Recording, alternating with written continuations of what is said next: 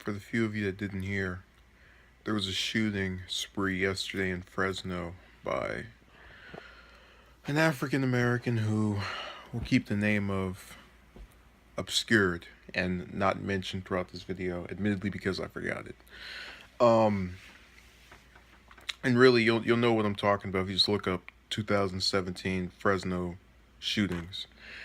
His spree left three white people dead, three white males, and according to what we've been informed of, this suspect believed that whites were the reason for blacks being oppressed and why they couldn't advance, and for just the general disposition of African Americans in the U.S. right now.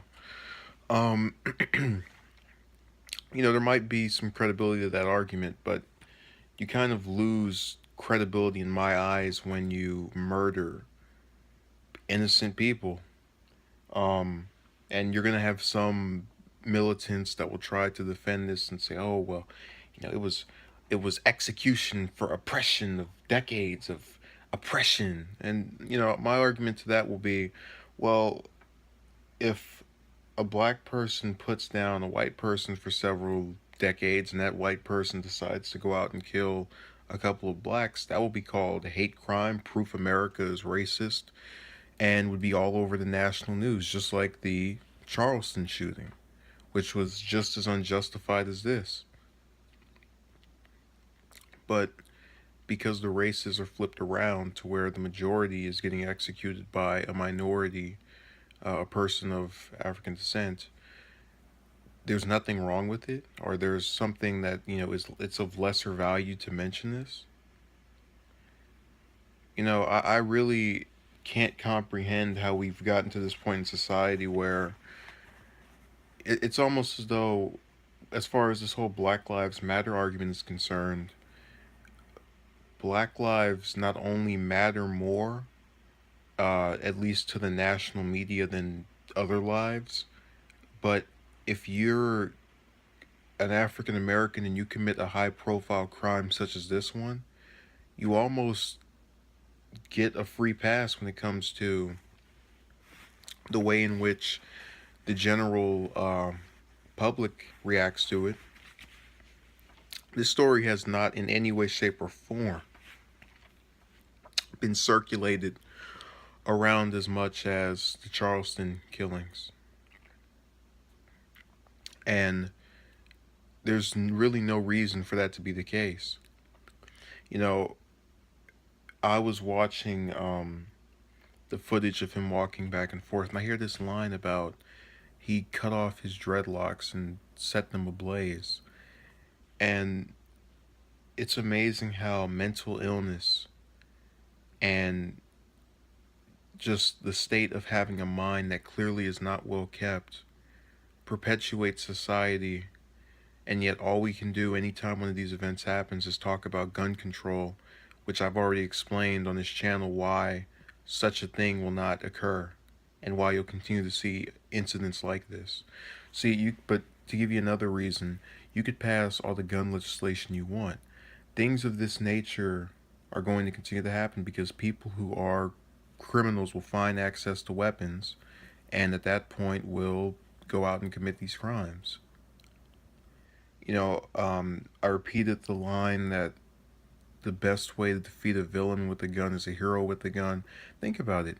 If if North Korea was firing missiles on the U.S. shore, we're gonna go over there and start throwing sticks and rocks at them. I mean, it's commonality for in times of conflict to combat someone with the same weapon that they're using towards you, fighting fire with fire essentially. And it's not being a warmonger or just having some messed up policy, because we're only doing this as a result of what's been going on, just as we'd only pass some type of law that would go after and institutionalize mental patients or patients with mental illness of this nature, and try to change things as a result of this. If this hadn't have happened, we probably wouldn't be having this conversation right now.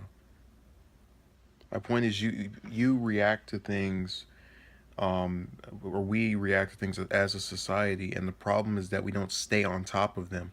I can guarantee you within 2 months, or a month rather, we won't be talking about this story anymore. We won't be talking about the ramifications of it or what we need to do to combat it. It's so disturbing how short of an attention span people have when it comes to major tragedies. 30 days pass and we forget, and more people are going to pass away because of our negligence to actually try and do something different this time. Instead of whining about people owning weapons that have nothing wrong with them mentally, why don't we complain about the fact that this man apparently just was able to do this and clearly had something wrong with him and was able to go around society undetected until he committed an act of terror?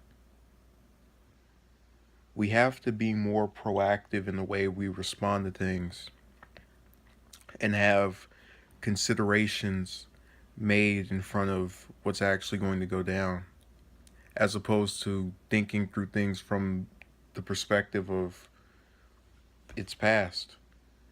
And it's even more agonizing when I sit here and think to myself, today is April 19th, the day after this happened, 2017. I can almost guarantee you with certainty we are going to see maybe 4 or 5 more of these type of incidents within the next 2 months. So by June 19th, we'll see 5 more of these incidents with gun violence and some victim or somebody being attacked with a firearm. And they're going to do the same thing they always do with the politicians putting out these statements. Oh, yeah, I feel so bad. My heart goes out to the families. And then nothing being done legislatively because they're all bought out by gun lobbyers and other people who would lose money if such acts were imposed. And that's scary. That all it takes for us sorry, all it takes for us to come to the conclusion that someone's life doesn't matter as much as ours is paper. That's all it takes to throw away thousands of people's lives just in the trash because someone's going to lose some money and is going to give us money to make sure they don't lose money. I don't know how people. I have a list um, from that prescription or that prescription drug bill where those 14 Democrats did nothing to help pass it. I have their names on that list of all the ones either didn't vote for it or didn't vote at all that were needed at that time.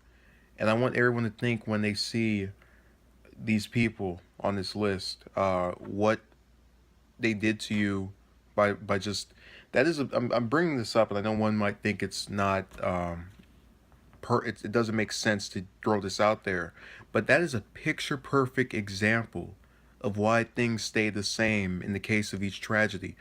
It's so scary to me to think that the only way you're ever going to get any of those senators to just change their mind is for that something to directly impact them, for someone to go and shoot around their house. That's when they're going to get scared. They're not worried about anything. They know nothing's going to happen to them. And nothing should happen to them, but I'm saying that it's bothersome. The only way modern day politicians or anyone of power can feel any type of sympathy for you is when they've been through it themselves. I feel a sense of grief when I see that Steve Stevens video of the old man getting murdered for no good reason, Mr. Goodwin's passing. I feel a sense of frustration when I hear about this and think about those Caucasian families that are losing a loved one because the person was a color that someone didn't like. You know why? Because that's patriotism. That's when you care about somebody that lives around you, even if you don't know them that well or didn't go through the same thing.